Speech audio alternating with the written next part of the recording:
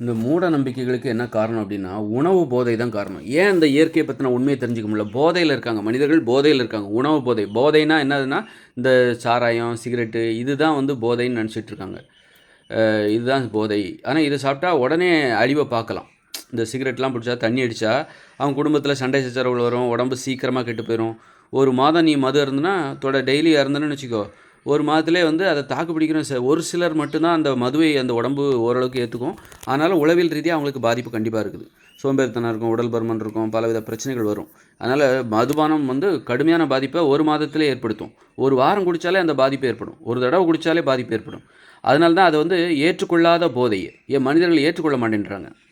இயற்கையான மதுபானம் இருக்குது பழச்சாறுகள்லேருந்து, அது ஏற்றுக்கொள்ளக்கூடிய ஒரு போதை. அது நமக்கு எதுவும் கேடு செய்யாது. ஆனால் அதை நம்ம தயாரிக்க மாட்டேன்றோமே. உடலுக்கு தீங்கு விளைவிக்கிற மதுபானத்தை தான் விற்பனை செய்ய அரசாங்கம் அனுமதி கொடுத்துருக்கு. அதுபோல் சிகரெட்டு, அதை குடித்தாலே இன்றைக்கே கேரக்டர் மாறிடும். நீ வந்து ஒரு அன்பு இல்லாத மனிதராக மாறி விடுவாய். அதனால் அதை வந்து ஆனால் சோறு சாப்பிட்டா ஏற்படுகிற மாற்றங்களை கண்டுபிடிக்க முடியல. இது உணவு போதை, உணவு வடிவில் உள்ள ஒரு போதை. நம்ம தெளிவாக தெரியுது, சிகரெட்டு மதுபானம் இது தெளிவாக தெரியுது.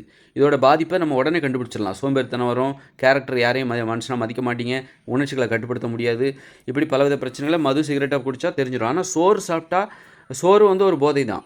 உன்னை அடிமைப்படுத்துகிற எல்லா விஷயமே போதை தான்.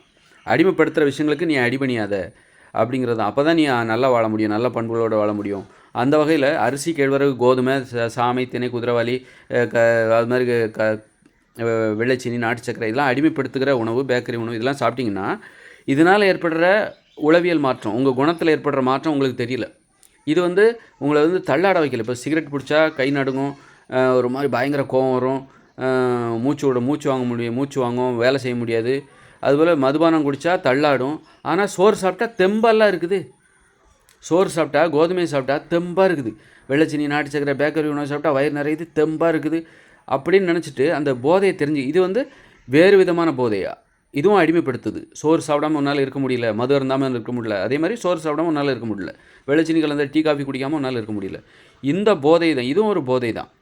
இந்த ஒரு மாதிரி அப்போ என்ன ஆகுதுன்னா, போதை வந்துருச்சுனாலே, மது இருந்துன்னா மனுஷங்களுக்கு மதிப்பு கொடுக்க மாட்டான். சிகரெட் பிடிக்கிறவங்க மற்றவங்களுக்கு மனுஷங்களுக்கு மதிப்பு கொடுக்க மாட்டாங்க. அதுபோல் சோறு சாப்பிட்டாலும், சோறு சாப்பிட்றவங்க, கோதுமை, பூரி, பொங்கல், தோசை திங்கிறவங்க, கேழ்வரகு கூழ் குடிக்க இவங்க மனிதர்களுக்கு மதிப்பு கொடுக்க மாட்டாங்க.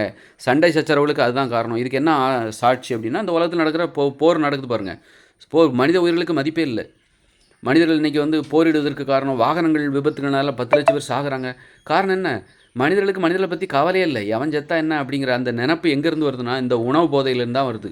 போதையிலேருந்து தான் வருது. நீங்கள் மது இருந்துன்னா அந்த போதை அவங்களுடைய கேரக்டர் எப்படி மோசமாக இருக்குமோ அதே போல் இந்த அரிசி, கேழ்வரகு, கோதுமை இது வித்தியாசமான போதை. இதை கண்டுபிடிக்க முடியல. இது தெம்பை தருவதாக நினச்சிக்கிட்டு இதை சாப்பிட்றது. அதனால் நிறைய பிரச்சனைகளை இந்த மனிதர்கள் அனுபவிக்கிறாங்க. அதனால தான் இந்த உலகத்தில் வந்து இந்த போதை, இதுவும் ஒரு போதை தான் கண்டுபிடிக்க தெரியல. அடிமைப்படுத்தாத உணவுகளை சாப்பிடுங்க, அதுதான் ஆரோக்கியம் தரும். அப்போது இந்த உணவு போதை தான் உங்களுக்கு மூட நம்பிக்கைகளுக்கே காரணம். உணவு வடிவில் உள்ள இந்த போதை உணவுகள் இருக்குல்ல, அரிசி, கேழ்வரகு, கோதுமை, இது பயங்கர வலிமையை தந்த உடனே நாம் பெரிய வலிமையானவர்கள் அப்படின்னு மனிதர்கள் நினைக்கிறாங்க. என்கிட்ட பயங்கர வலிமை இருக்குது, நான் பிறரிடம் உதவி செய்ய வேண்டிய அவசியம் இல்லை, நானே தனியாக வாழ்ந்துருவேன், ஏதாவது தேவைன்னா பணம் கொடுத்து நான் வாங்கிப்பேன், எந்த மனிதர்கிட்ட என்னை இறங்கி போக மாட்டேன் அப்படிங்கிற அந்த இது எதனால் வருதுன்னா, இதை சாப்பிட்றதுனால ஏற்படுற அளவுக்கு அதிகமான வலிமை என்கிற அந்த போதையினால தான் வருது.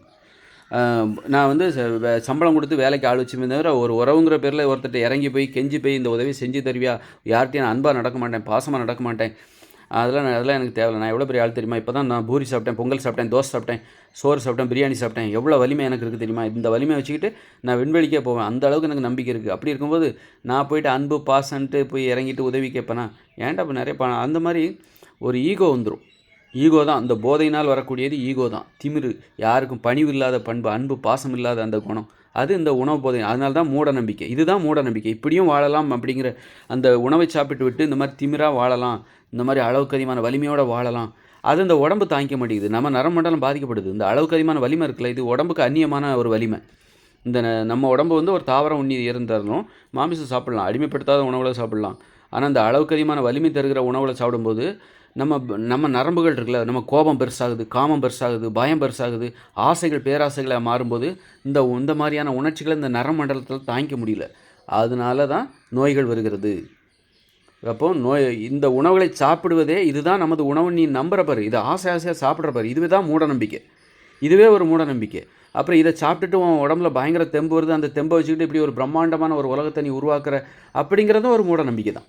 இதுவும் ஒரு மூட நம்பிக்கை தான். இந்த இயந்திர அறிவியல் உலகம், விண்வெளிக்கு போகிறது, இது எல்லாமே நீ சாப்பிட்ட இந்த கோதுமை தோசை, இட்லி, பூரி, பொங்கல், தோசை, அரிசி, கிழவரு, இதிலேருந்து தான் உனக்கு கிடைக்குது.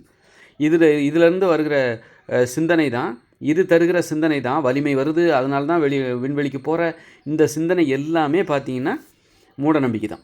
அதனால் இதை தவிர்த்து விட்டு நீ மனிதர் என்பதை உணர வேண்டுமா? அடிமைப்படுத்தாத உணவுகளை சாப்பிடு. மாமிசம், மீன், முட்டை, தயிர், மோர், பால், வெண்ணெய், நெய், காய்கறி, பழங்கள், கீரைகள், கிழங்குகள், பயிர்கள், பருப்புகள், கடலைகள், காளான், இலைதழைகள் ஆகிய இந்த உணவுகளை சாப்பிட்டா உனக்கு மூட நம்பிக்கைகளே வராது. நீ மனிதர் என்பதை உணர்வாய். மனிதர் என்றால் என்னவென்று உனக்கு தெரியும். நாம் என்ன செய்யணும், நம்ம ஒரு எளிமையாகும். நீங்கள் மாமிசம் சாப்பிட்டா கூட ஒரு சோறு சாப்பிட்டா வர்ற வலிமையை விட ஒரு மாமிசம் சாப்பிட்டா குறைவான வலிமை தான் வரும். ஒரு இட்லி, பூரி, பொங்கல், தோசை சாப்பிட்டா பயங்கர வலிமை வரும். அந்த வலிமையை ஒரு மீன் தராது, ஒரு பால் தராது, ஒரு தயிர் தராது, ஒரு மாமிசம் தராது.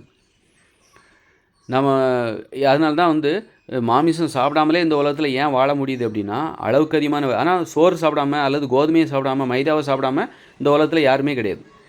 எல்லாரும் மைதா, கோதுமை. ஆனால் மாமிசம் சாப்பிடாதவங்க இந்த உலகத்தில் நிறைய பேர்.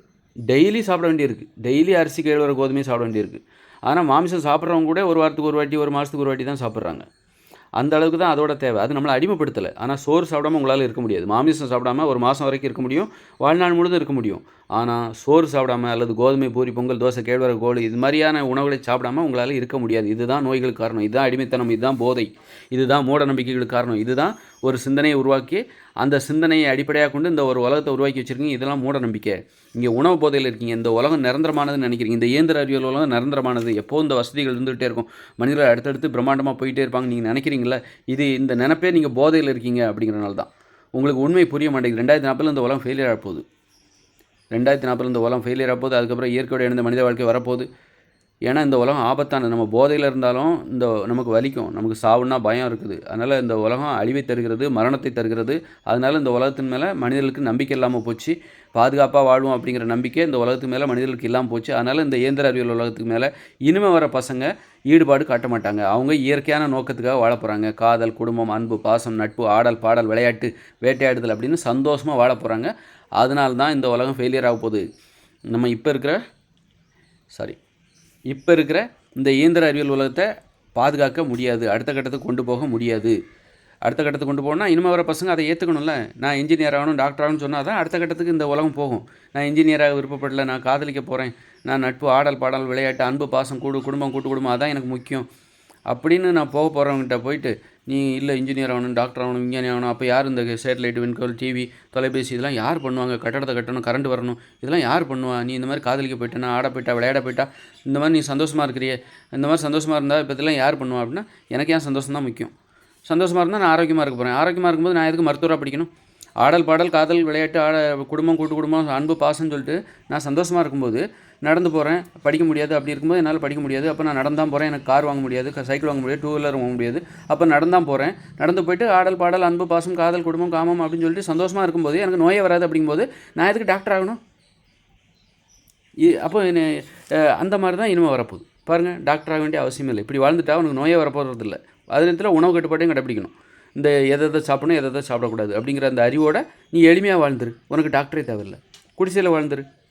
அப்போ அந்த பணத்தை சம்பாதிக்கணும், நான் பெரிய வீட்டை கட்டணும் அப்படிங்கிற அந்த சுமை இல்லைல்ல, அந்த பயம் இல்லைல்ல. அதுக்காக எதுக்கு நீ வாழ்க்கையை தியாகம் பண்ணிகிட்ருக்குற? தேவையில்ல. அப்போ நல்ல நேரம் மிச்சமாக கிடைக்குது. நான் பாட்டுக்கு ஆடலாம், பாடலாம், போய் வயலில் வேலை பார்த்துட்டு மிச்ச நேரம் ஆடல், பாடல், நண்பர்கள் அப்படின்னு உறவுகள், அன்பு, பாசம், கூட்டு குடும்பம், சந்தோஷம், நல்லா 10 மணி நேரம் தூக்கம். நைட்டு மின்சாரம் இல்லாத ஒரு உலகத்தில் 10 மணி நேரம் தூக்கம், உடம்பு ஆரோக்கியமாக இருக்கும், உறுதியாக இருக்கும், அழகாக இருக்கும், சூப்பராக இருக்கும், வாழ்க்கை ஜாலியாக 120 வருஷம் வாழலாம். மோட்டார் வாகன விபத்துகள்னால எனக்கு ஆக்சிடென்ட் நடக்காது, நோய்கள் வராது, சந்தோஷமாக இருப்பேன். வாழ்க்கையை அனுபவித்து அந்த திருப்தியோடு நான் 120 வயசில் இறந்து போவேன். எவ்வளோ அற்புதமான உலகம் பாருங்கள். அதான் வரப்போகுது.